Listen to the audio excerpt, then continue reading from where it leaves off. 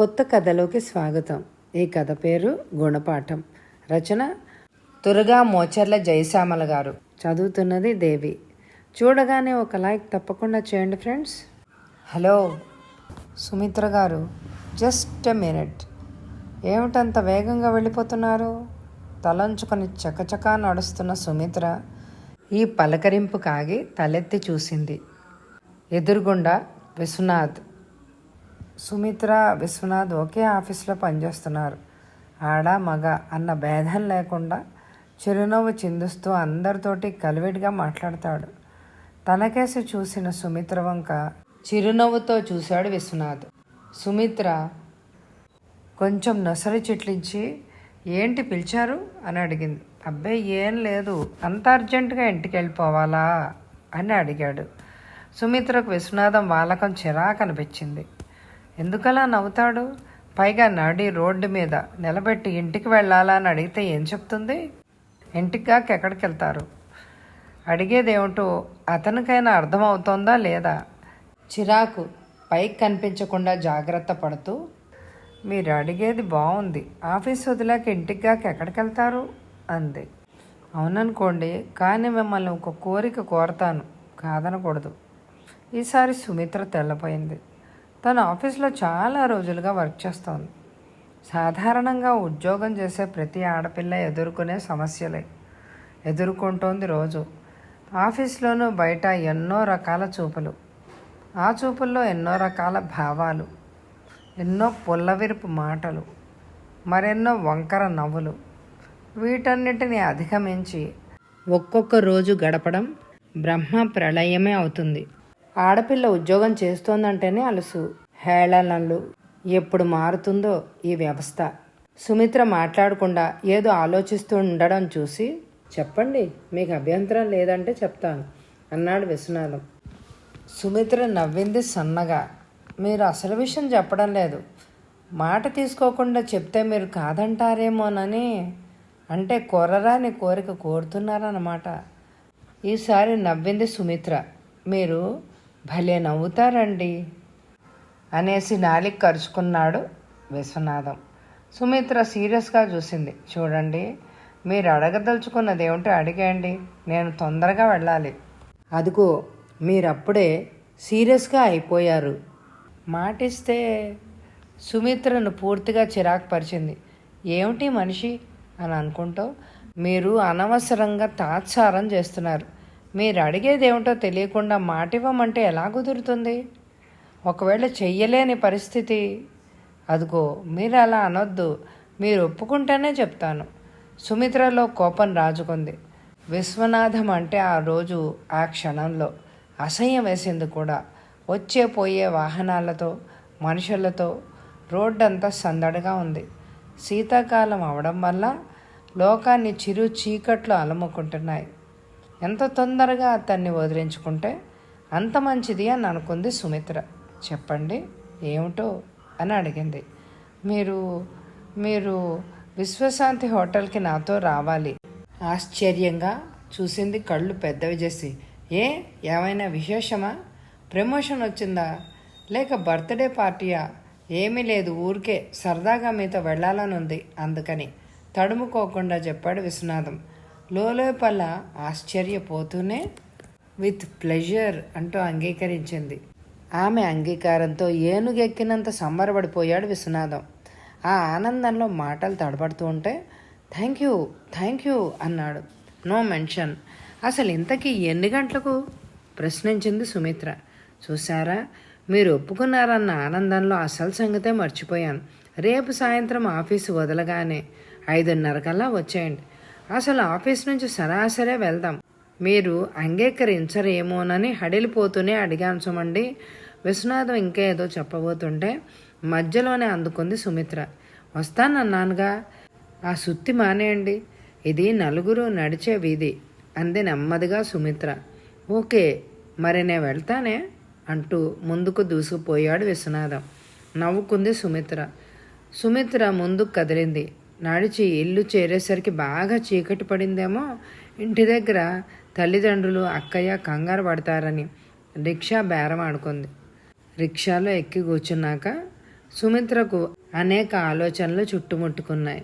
విశ్వనాథం మనస్తత్వం విచిత్రమైంది. ఎంతసేపు తన వైపు నుంచే గాని, ఎదుటివారి వైపు నుంచి కానీ, వారి సమస్యల గురించి కానీ ఆలోచించాడు. అతనికి కాలేజీలో చదివే అప్పటి నుంచి ఆడపిల్లల్ని వెంటేసుకొని తిరగడం సరదా అట. ఇప్పటికీ తరచూ ఆఫీస్లో ఒకరిద్దరు అమ్మాయిల్ని వెంట పెట్టుకొని సినిమాలకి, షికార్లకి, హోటళ్ళకి తిరుగుతూనే ఉంటాడు. వాళ్ళకయ్యే ఖర్చంతా తానే భరిస్తాడు. అందుకని అతని వెంట పడి తిరిగే అమ్మాయిలు లేకపోలేదు. తనని 2-3 సార్లు అడిగాడు సినిమాకి రమ్మనమని. తను ఖచ్చితంగా చెప్పేసింది అటువంటివి తనకిష్టం లేదు అని. ఇందులో తప్పే ఉంది? ఏదో సరదాగా ఎంజాయ్ చేయడం కూడని పనా? ఈ రాకెట్ శతాబ్దంలో కూడా బూజు పట్టిన భావాలతో ఉండకూడదు. అందులో మన యువతరం అస్సలు అటువంటివి పట్టించుకోకూడదు అంటాడు విశ్వనాథం. అతని మాటలు విని సుమిత్ర నవ్వుకునేది. ఏమీ తెలియనట్టు ఎలా మాట్లాడుతున్నాడు ఇతను?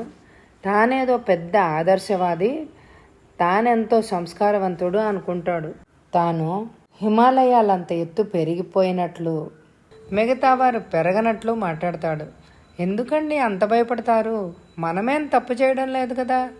ఒక ఆఫీస్లో పనిచేస్తున్నాం, రోజులో ఎక్కువ భాగం ఆఫీస్లో కలిసే ఉంటాం. ఈ సంఘానికి ఎందుకు భయపడాలి మనం అని అడుగుతాడు. అయితే అలా కలిసి మెలిసి తిరగడం వల్ల అతనికి వచ్చే నష్టం ఏమీ లేదు. ఆ సంగతి అతనికి తెలుసు. నష్టపోయేది, చెడ్డ పేరు తెచ్చుకునేది అతనితో తిరిగిన ఆడపిల్లలు మాత్రమే. ఏదో సరదాగా అతనితో తిరగడం కావాలి కానీ వాళ్ళెలా నష్టపోతే అతనికే? అతని అక్కా చెల్లెళ్ళు కానీ భార్య కానీ కాదు కదా.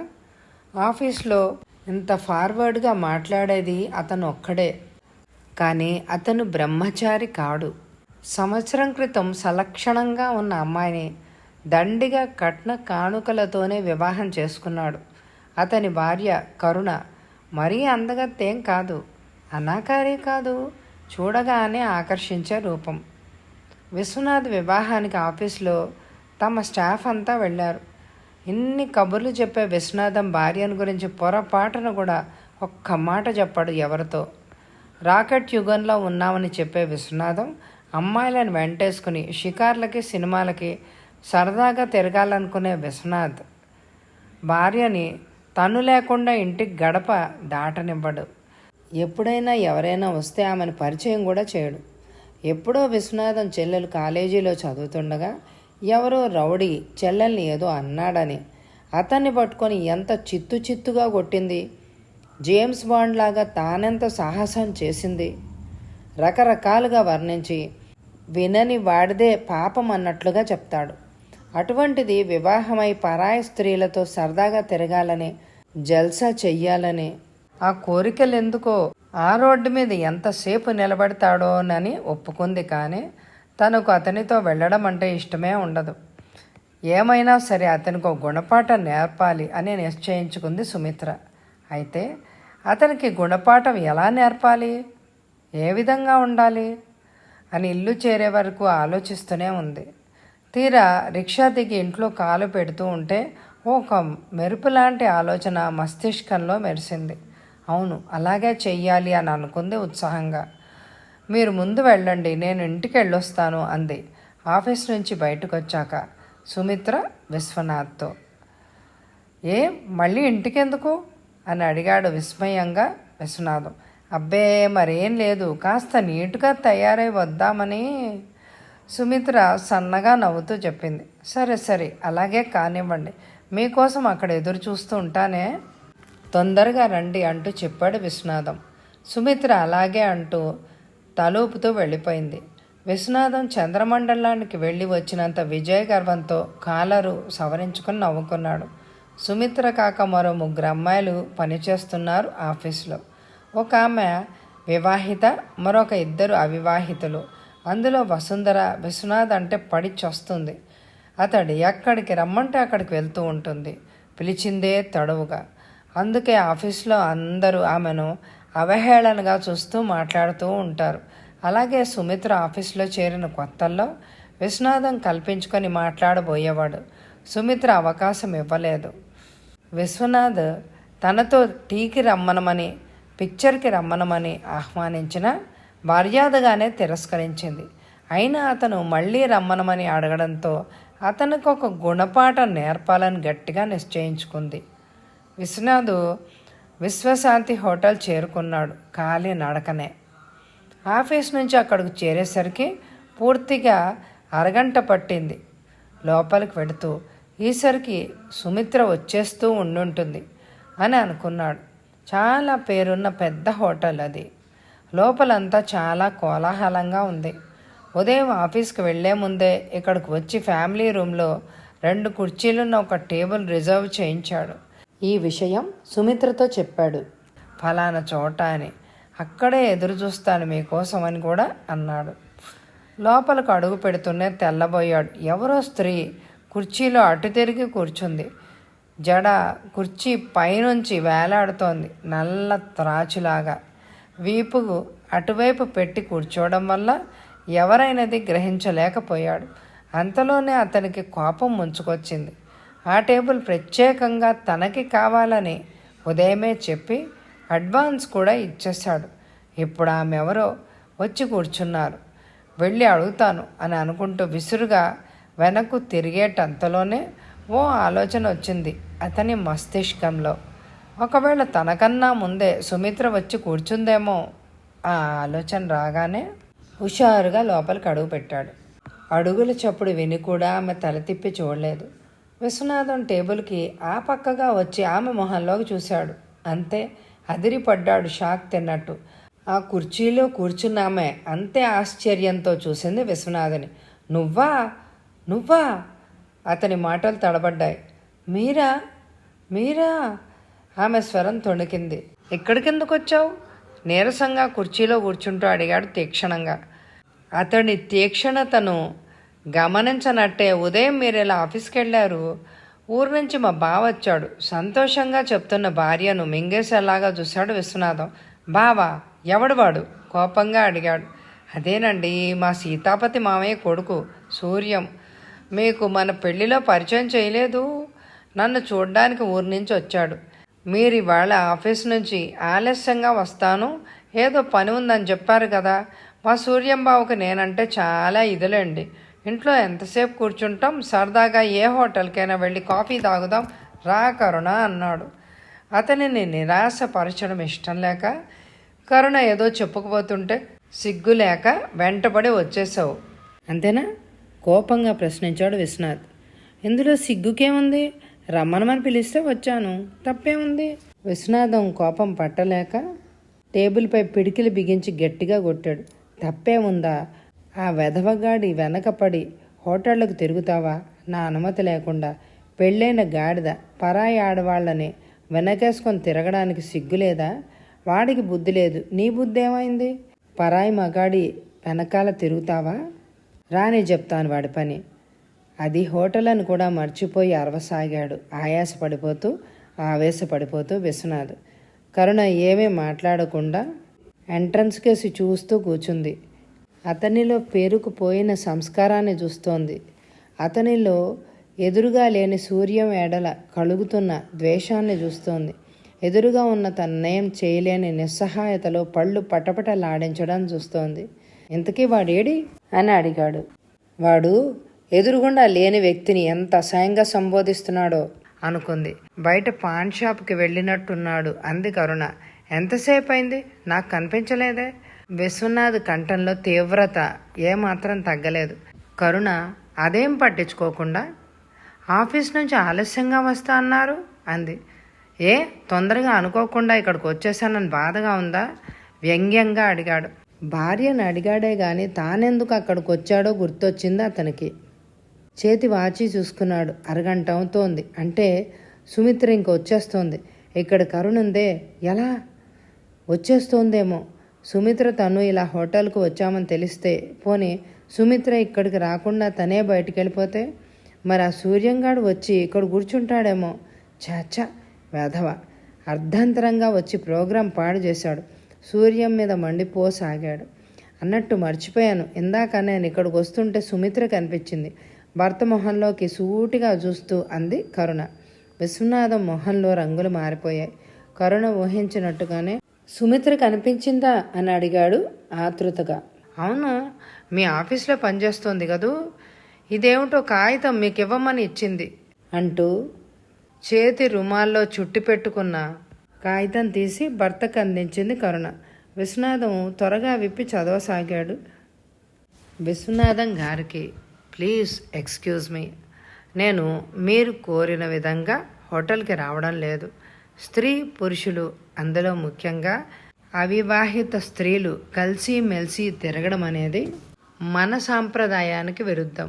అలా తిరిగితే సంఘం హర్షించదు కూడా. సంఘంతో మనకు పనేమిటి అని మీలాంటి వారే అంటున్నా, అటువంటి అభ్యుదయానికి ముందు మీలాంటి వారే నిరోధకులు అవుతున్నారు. అది మట్టుకు నిజం. నాకు కొన్ని హద్దులు, నియమాలు ఉన్నాయి. పెళ్ళి కావలసిన మీ చెల్లెలు పరాయి పురుషుడితో తిరగడం మీరు సహించగలరా? సహించలేరు. అది ముమ్మాటికి నిజం. తిరిగితే తప్పేమిటి అంటే మీకు అర్థం కాని విషయం కాదనుకుంటున్నాను. మరి మీరే ఉద్దేశం లేకుండా సరదా కోసమే పిలిచారే అనుకోండి. అయితే ఈ సంఘం మిమ్మల్ని వదిలి మమ్మల్నే వేలెత్తి చూపుతుంది, అపహాస్యం చేస్తుంది. ఎవరూ అక్కర్లేదు. ఈరోజు సరదా కోసం మీరే వెంట తీసుకెళ్ళి రేపు ఆమె ఏదో తప్పు చేసినట్టుగా మీరే అంటారు. అంతవరకు ఎందుకు? వసుంధర సంగతే చెప్పండి. ఎన్నెన్ని అపవాదులు మోస్తోంది ఆమె. అందుకు కారణం మీరు కాదా? అయినా చక్కగా భార్య ఉండగా ఇతరత్ర ప్రాకులాటలు ఎందుకు? మీ సరదాలేవో మీ భార్యతో తీర్చుకోండి. అందులో దొరికే సంతోషము, సంతృప్తి ఇంకెక్కడా దొరకవు. అందుకే నేను ఈ విషయం మీ శ్రీమతి గారిని కలుసుకొని చెప్పి హోటల్కి రావడానికి ఆవిడని అంగీకరింప చేశాను. మీకు నా మీద కోపం రావచ్చు, కానీ మీరు నన్నేమీ చేయలేరు. ఇంకెప్పుడు సరదాగా అంటూ మరే ఆడపిల్ల వెంట పడకండి. గుర్తుంచుకోండి. సెలవ, సుమిత్ర. ఆ ఉత్తరం పూర్తిగా చదివిన విశ్వనాథానికి అర్థం చేసుకోవడానికి 2-3 నిమిషాలు పట్టింది. అయితే సుమిత్ర, నువ్వు అంటూ ఆగిపోయాడు. అవును, ఇద్దరం కూడబలుకునే ఇలా చేశాం, తొణక్కుండా అంది కరుణ. అయితే సూర్యం లేడు, చంద్రం లేడు. మీ విషయం తెలుసుకోవడం కోసం అల్లిన కథ తాపీగా చెప్పింది కరుణ. కథ సమాప్తం. మీ అందరికీ ఈ కథ నచ్చిందనే అనుకుంటున్నాను. మరి ఎక్కువ లైకులు ఇవ్వండి. మరి మీ అమూల్యమైన స్పందనని నాకు కామెంట్ ద్వారా తెలియచేయండి. Thank you very much my dear friends.